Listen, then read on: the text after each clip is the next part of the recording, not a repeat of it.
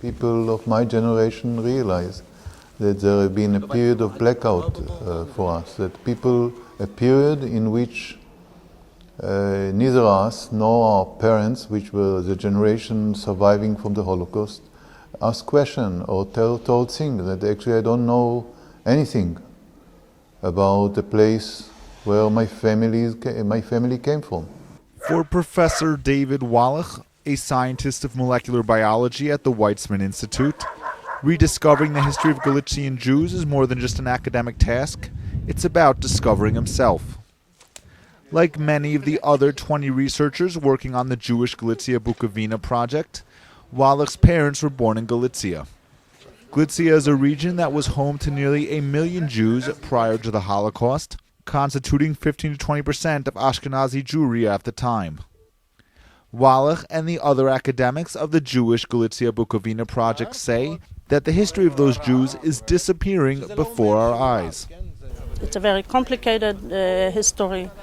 You have to know the Polish part, the Austrian system, so there are very few of us who are involved in research. It's very undeveloped. There is room for a lot to come in. If somebody wants to make a mark as a scholar, then I would say Galician Jewish history is the place. Much of Galician Jewish history was destroyed along with the community during the Holocaust. And then during the times of Soviet control of Ukraine, their history was further forgotten. In Soviet Ukraine, there was academic history of Ukraine produced. Soviet Ukraine has produced, which has 10 volumes, and none reference, not a word mentioned about Jews. They were strictly taboo. The researchers further complain of Jewish history being ignored in modern-day Ukraine. For example, a marketplace was built over an ancient Jewish cemetery in Lviv.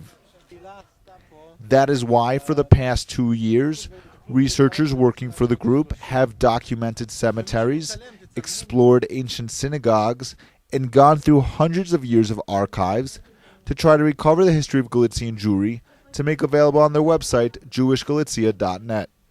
J-Post Video followed 6 researchers during their most recent visit to historic Jewish cities of Galicia. They visited Jewish cemeteries in Pidatsy and Salatvin. The organization has already documented the names and information written on all the tombstones in Salatvin, which range from 1665 to 1940. Kadosh, say, holy, is any Jew killed by non-Jews? Martyr. Yeah, okay, martyr is everybody killed. Why necessary to document the cemeteries? Because it's largely a last remnant of Jewish life in such places like this. And it contains a lot of information about local history, Jewish history. Rachel Manikin is an assistant professor of Jewish history at the University of Maryland, and she also admits that her fascination with Galician Jewry comes from her roots in the region. The Galicianer Yiddish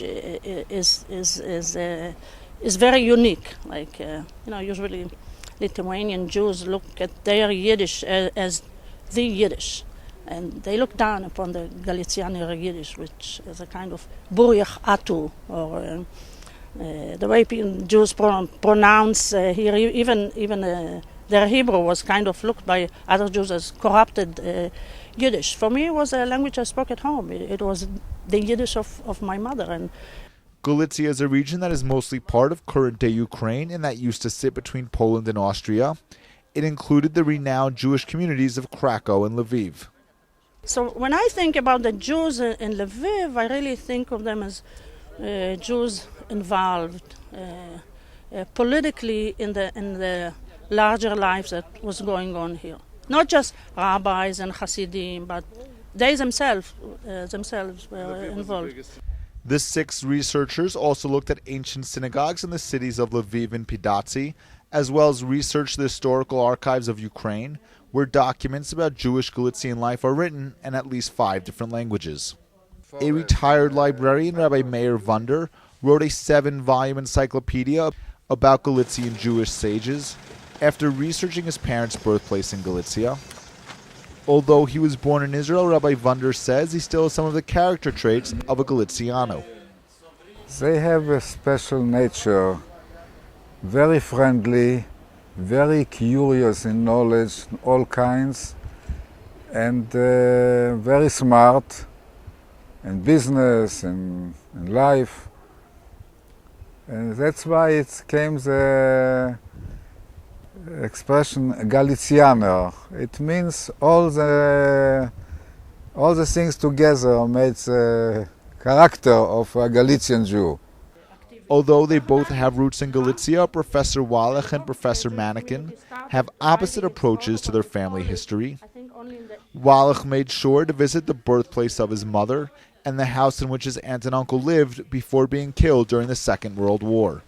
The fact that my mother came from this region of agriculture and interaction with nature, I could understand where my love to plants came by seeing where she grew.